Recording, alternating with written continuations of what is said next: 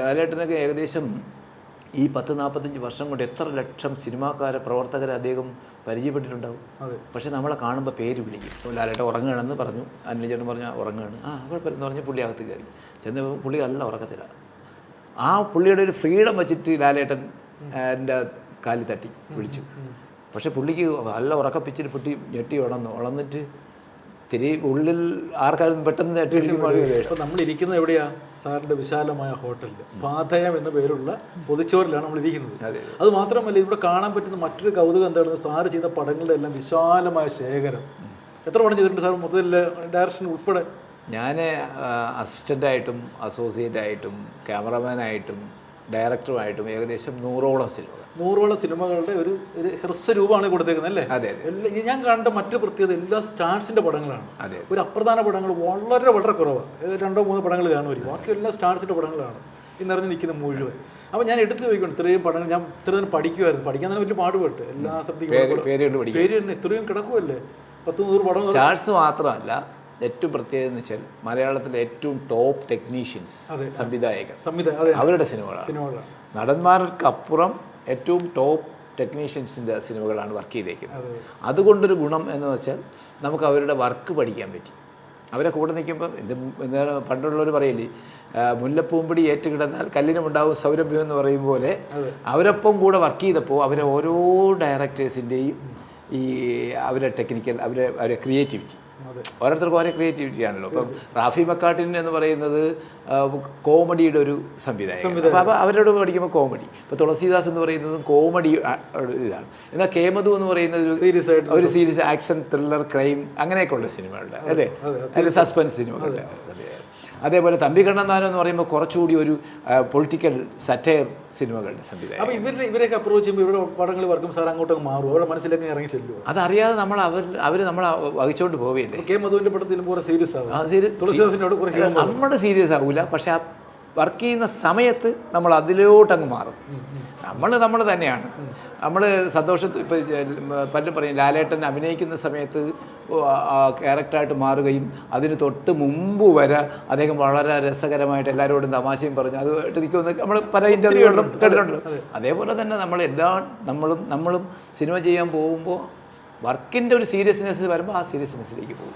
എന്നാൽ കോമഡി പടം ചെയ്തുകൊണ്ടിരിക്കും, കോമഡി പറയുമ്പോൾ നമ്മൾ അന്തം വിട്ട് ചിരിക്കുകയും ചെയ്യും എന്ന് പറഞ്ഞിട്ട് നമ്മൾ വർക്കിൻ്റെ ശ്രദ്ധ നമ്മളെ നിന്ന് പോകില്ല. അപ്പോൾ ഇവരുടെയൊക്കെ മനസ്സ്, ഇപ്പോൾ തുളസിദാസിന്റെ പടത്തിൽ അദ്ദേഹത്തിന് ആവശ്യമുള്ള ഷോട്ട് സാറിന് അറിയാൻ പറ്റും, കെ മധുവിൻ്റെ. അപ്പോൾ ഇവരുടെയൊക്കെ മനസ്സറിയാൻ പറ്റും അല്ലേ? കുറേയൊക്കെ ഉറപ്പായിട്ടും. മനസ്സ് മാത്രമല്ല, അവരുടെ പാറ്റേൺ നമുക്ക് മനസ്സിലാവും. ഇപ്പോൾ തുളസീദാസ് സാറ് ഒരു ഷോട്ട് കൺസീവ് ചെയ്യുന്നത് എങ്ങനെയായിരിക്കും എന്ന് നമുക്ക് മനസ്സിലാവും. ഇതിപ്പോൾ ട്രോളി ആയിരിക്കും ഉപയോഗിക്കുന്നത്, അല്ലെങ്കിൽ ക്രെയിൻ ആയിരിക്കും ഉപയോഗിക്കുന്നത്, അല്ലെങ്കിൽ സ്റ്റഡി ഷോട്ടായിരിക്കും, ഇത് സയഷൻ ആയിരിക്കുമോ, ക്ലോസ് ആയിരിക്കുമോ, അല്ലെങ്കിൽ ഒരു മിഡ് ഷോട്ട് ആയിരിക്കും, ഒരു ലോങ് ഷോട്ട് ആയിരിക്കും എന്നൊക്കെ നമുക്ക് ആ ഡയറക്ടർക്ക് ഒരു വ്യൂ ഉണ്ടല്ലോ. അത് കണ്ടിന്യൂസ് വർക്ക് ചെയ്യുമ്പോൾ നമുക്ക് സ്വാഭാവികമായിട്ടും മനസ്സിലാവും. അത് എല്ലാ ഡയറക്ടേഴ്സും, ഇപ്പോൾ കേമത്തു സാറാണെങ്കിൽ ഈ സസ്പെൻസ് സിനിമ എടുക്കുന്നവർ പൊതുവെ കുറച്ചധികം ഷോർട്സുകൾ യൂസ് ചെയ്യും. എന്താണെന്ന് പറയുക, ആളുകളെ പറ്റിക്കാൻ വേണ്ടി കട്ട് ഉപയോഗിക്കും. കുറച്ച് ക്രിയേറ്റീവായിട്ട് കുറേ ആവശ്യമില്ലാത്ത ഷോട്ട്. സിനിമയ്ക്ക് അത് ആവശ്യമുണ്ടോ എന്ന് ചോദിച്ചാൽ ചിലപ്പോൾ ഉണ്ടാവില്ല. പക്ഷേ കണ്ടുകൊണ്ടിരിക്കുന്ന പ്രേക്ഷകന് അത് ആവശ്യമാണ്. ആവശ്യമില്ലാത്ത വേറൊരാളിലേക്ക് ഒരു സംശയം കൊടുക്കുക, മറ്റൊരാളിലേക്ക് ഒരു സംശയം കൊടുക്കുക, ഇതാരാണ് വില്ലൻ, ആരാണ് അവന്, നമുക്ക് അയാളുടെ ക്ലോസപ്സും അയാളുടെ ഒരു ലുക്കും ഒക്കെ കാണുമ്പോൾ നമുക്ക് തോന്നും ഇയാളായിരിക്കും വില്ലൻ. അങ്ങനെ അത് ഒരു സസ്പെൻസ് ഡയറക്ടേഴ്സ് കുറച്ചധികം ആളുകളെ കൺഫ്യൂസ് ചെയ്യുന്ന രീതിയിലുള്ള, അപ്പോൾ അത് നമുക്ക് മനസ്സിലാവും. ആ ഷോട്ട് എടുക്കുമ്പോൾ പറയും ഇതിപ്പോൾ ഇയാളെ കൺഫ്യൂസ് ചെയ്യാൻ വേണ്ടി എടുക്കുന്ന ഷോട്ടാണ്. എന്നാൽ ഈ ഷോട്ടിന് പടത്തിൽ വലിയ മസ്റ്റല്ല, എന്നാൽ സിനിമയ്ക്ക് കാണുന്ന പ്രേക്ഷകനത് മസ്റ്റാണ്. അങ്ങനെയാണ്. അപ്പോൾ ഇത്രയും നമ്മൾ പറഞ്ഞു വന്നത് ഇത്രയും വിശാലമായിട്ടുള്ള ഈ ഹോട്ടലിൽ വിശാലമായ കുറേ ചിത്രങ്ങളാണ് നമ്മൾ കാണുന്നത്. അപ്പോൾ ഇതിനകത്ത് ഏറ്റവും ഇഷ്ടപ്പെട്ട കുഞ്ഞ ഏതാണെന്ന് ചോദിച്ചാൽ ഏതായിരിക്കും സ്ഥലം ഇത്രയൊക്കെ പോകുന്നത് ഈ ഒരു കൂട്ടത്തിൽ? സിനിമയിൽ നമുക്കിപ്പോൾ എല്ലാവരും പറയും നമ്മുടെ എല്ലാ കുഞ്ഞുങ്ങളും നമുക്ക് എല്ലാം കറുത്തായിരുന്നാലും വെളുത്തായിരുന്നാലും നമുക്കുള്ളതല്ലേ.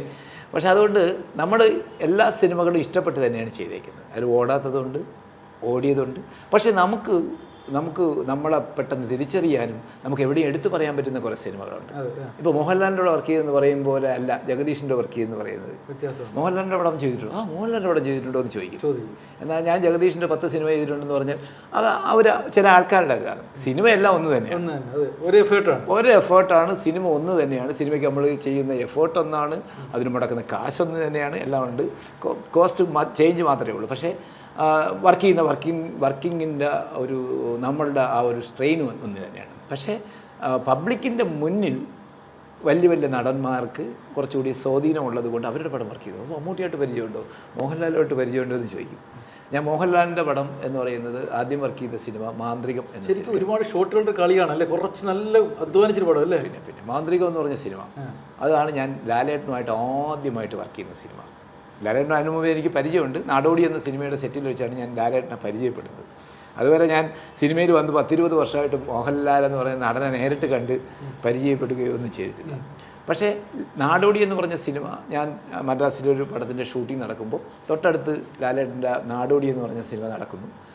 അപ്പോൾ ഞാൻ ലാലേട്ടനെ ഒന്ന് കാണണമെന്ന് വിചാരിച്ചു. അങ്ങനെ എൻ്റെ സീനിയറായിട്ടുള്ള MD സുകുമാരൻ എന്ന് പറഞ്ഞ ഡയറക്ടർ ക്യാമറമാനെ കേട്ടില്ല, അദ്ദേഹത്തിനോടൊപ്പം പോയി. അദ്ദേഹത്തിന് നല്ല പരിചയമുണ്ട് ഇവരുമായിട്ട്. പോയപ്പോൾ എന്നെ പരിചയപ്പെടുത്തി. അപ്പോൾ പക്ഷേ ലാലേട്ടനെ പോലൊരാൾ ഞാൻ എന്നെ പരിചയപ്പെടുത്തിയപ്പോൾ അവർക്കൊക്കെ നമ്മളെയൊക്കെ അറിയാം. അതെന്തെന്ന് വെച്ചാൽ അവരെല്ലാവരെയും ടെക്നീഷ്യന്മാർ ശ്രദ്ധിക്കുന്നു.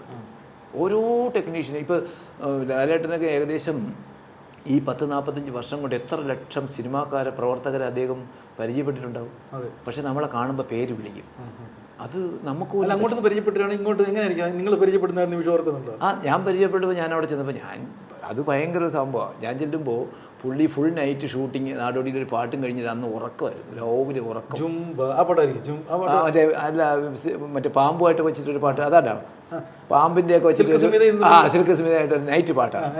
ആ പാട്ട് ഷൂട്ട് ചെയ്തിട്ട് ഫുൾ നൈറ്റ് കഴിഞ്ഞിട്ട് ബാലൻസ് വീണ്ടും 2 മണിക്ക് സ്റ്റാർട്ട് ചെയ്ത് എടുക്കാൻ വേണ്ടിയുള്ള പ്ലാനിങ്ങിൽ രാവിലെ വന്ന് പുള്ളി കിടന്ന് ഉറങ്ങാം. അപ്പോൾ ആ സെറ്റിൽ വന്ന് കിടന്ന് നല്ല ഉറക്കത്തിലാണ്. ആ സമയത്താണ് നമ്മൾ കാണാൻ പോകുന്നത്. പക്ഷേ എൻ്റെ കൂടെ വന്ന ആളിന് ഭയങ്കര സ്വാധീനം. പരിചയപ്പെടാൻ വേണ്ടി അത്രേ ഉള്ളൂ. ഒന്ന് കാണണം, ഒന്ന് കാണണം, അടുത്ത് കണ്ടിട്ടില്ലല്ലോ. അപ്പോൾ കാണാൻ വേണ്ടിയാണ് പോകുന്നത്. അപ്പോൾ എന്നെ കൊണ്ടുപോയ ആളിന് ലാലേട്ടനുമായിട്ട് ഭയങ്കര സൗഹൃദമുള്ള ആളാണ്.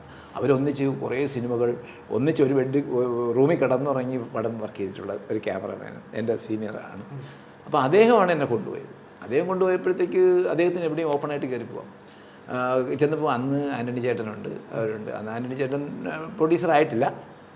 അപ്പോൾ നമ്മളങ്ങോട്ട് കയറി ചെല്ലുമ്പോൾ ലാലേട്ടൻ ഉറങ്ങുകയാണെന്ന് പറഞ്ഞു. ആൻ്റണി ചേട്ടൻ പറഞ്ഞു ഉറങ്ങുകയാണ്. കുഴപ്പമില്ലെന്ന് പറഞ്ഞ് പുള്ളി അകത്ത് കയറി. ചെന്നപ്പോൾ പുള്ളി നല്ല ഉറക്കത്തില്ല. ആ പുള്ളിയുടെ ഒരു ഫ്രീഡം വെച്ചിട്ട് ലാലേട്ടൻ എൻ്റെ കാലിൽ തട്ടി വിളിച്ചു. പക്ഷേ പുള്ളിക്ക് നല്ല ഉറക്കപ്പിച്ചിട്ട് പൊട്ടി ഞെട്ടി ഉണന്നിട്ട് തിരി ഉള്ളിൽ ആർക്കാരും പെട്ടെന്ന് തട്ടിയിരിക്കുമ്പോൾ ദേഷ്യം. പക്ഷേ ആ ദേഷ്യം കഴിഞ്ഞാൽ സുകുമാരനാന്ന് ചോദിച്ചു. സുകുമാരനാന്നാ പുള്ളി ചോദിച്ചത്. സുകുമാരനാ, ഉറക്കപ്പിച്ചുകൊണ്ട് കാര്യമുണ്ട്. അങ്ങനെ പുള്ളി എണീച്ചിരുന്നു. എന്നെ പറഞ്ഞു, ഇത് എൻ്റെ കൂടെ നമ്മുടെ സാലുവിൻ്റെ കൂടെ വർക്ക് ചെയ്യുന്നത്, അങ്ങനെ പറഞ്ഞത്. സാലു സാറിൻ്റെ കൂടെ, സാലു ജോർജ് എന്ന് പറഞ്ഞ ക്യാമറ ആണ് എൻ്റെ ഗുരു. സാറിൻ്റെ വർക്ക് ചെയ്യുന്ന ആളാണ്, അനിൽ എന്നാണ് പേര്, തിരുവനന്തപുരമാണ് എന്നൊക്കെ പറഞ്ഞു. അപ്പോൾ ഞാൻ പറഞ്ഞു ഇങ്ങനെയാണ് കാര്യങ്ങൾ സംസാരിച്ചപ്പോഴാണ് ഞാൻ പറഞ്ഞു ഞാൻ MGയിലാണ് പഠിച്ചത്. അപ്പോൾ ലാലേട്ട MGയിൽ ഒരു കോളേജിൽ പഠിച്ചത്, ഞാനും MGയിലാണ് പഠിച്ചത്. എൻ്റെ അമ്മാവനാണ് സംവിധായകൻ തുളസിദാസ്. അപ്പോൾ പറഞ്ഞു മോനെ എനിക്കറിയാമെന്നൊക്കെ പറഞ്ഞു. വലിയ കാര്യം പരിചയപ്പെട്ടു. അന്ന് ഈ ഫോട്ടോ എടുപ്പൊന്നും ഇല്ലല്ലോ, അന്ന് ഈ നമ്മളെ മൊബൈലൊന്നും അത്ര സജീവമല്ല. അപ്പോൾ പിന്നെ എന്ത് ചെയ്തു, നിന്ന് സംസാരിച്ചിട്ട് അവിടെ നിന്ന് പോയി. അങ്ങനെയാണ് പരിചയപ്പെടുന്നത്. പിന്നെ സെക്കൻഡ് വർക്ക് ചെയ്യുന്നത് ആ തമ്പി കണ്ണന്താനം എന്ന സംവിധായകൻ്റെ മാന്ത്രികത്തിൽ. അദ്ദേഹം